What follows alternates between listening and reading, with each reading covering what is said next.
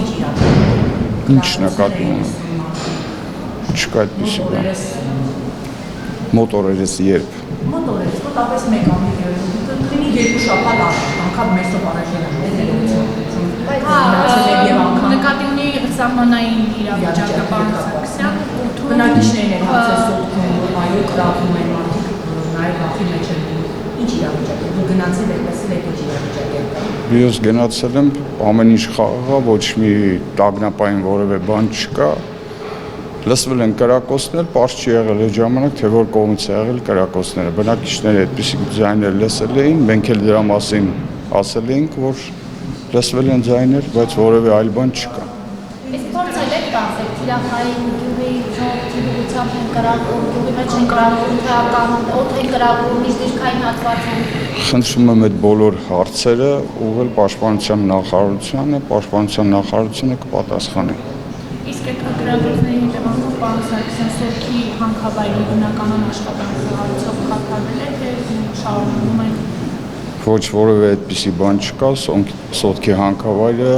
իր բնականon ունով ու իր աշխատանքները կազմակերպում է։ Որևէ դադար այդ առումով չի եղել։ Որպես հարցի հարցնեցին, արդյոք ձեզ տաղտում է այն հարց, որ ադրբեջանցիները մինչև օրս զավթած են անում գեղարդների շարժվածներ և նրանք հետ վերադարձի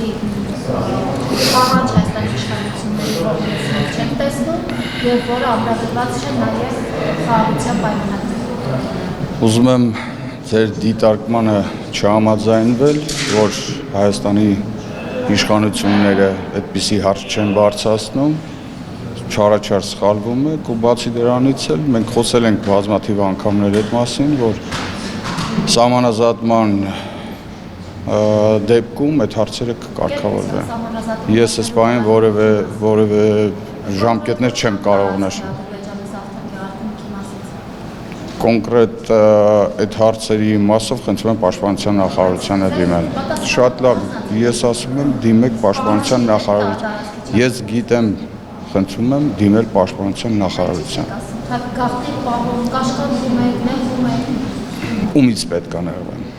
Ձեզանից ումից պետք է նեղվեն։ Հանրությունից չենք նեղվել, մենք ասել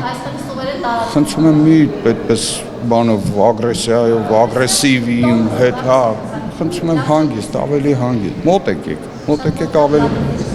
Ոչինչ, եկեք իմ կողքը կանգնեք զրուցենք։ Ես ձեզ ասեցի, դիմեք Պաշտպանության նախարարությանը, ուրիշ հարց ունեք։ Նաև մամուլում տեղեկություններ են տարածվել, որ Մարտունի բժշկական կենտրոնի կապված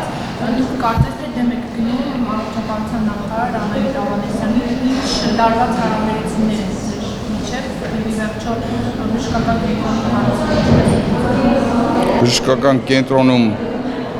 հարցը արդեն իսկ կարգավորված է, ունի տնօրեն, որևէ լարվածություն նախարարի հետ չունեմ։ Հիվանդանոցի բժշկական կենտրոնի տնօրենի մրցույթը մի քանի անգամ չի կայացել, վերջին անգամ նշանակել են քննող խումբ, ունեցել ենք, ձևավորել ենք քննող խումբ, որի արդյունքում իմ լիազորությունների շրջանակներում նշանակել եմ բժշկական կենտրոնի տնօրեն։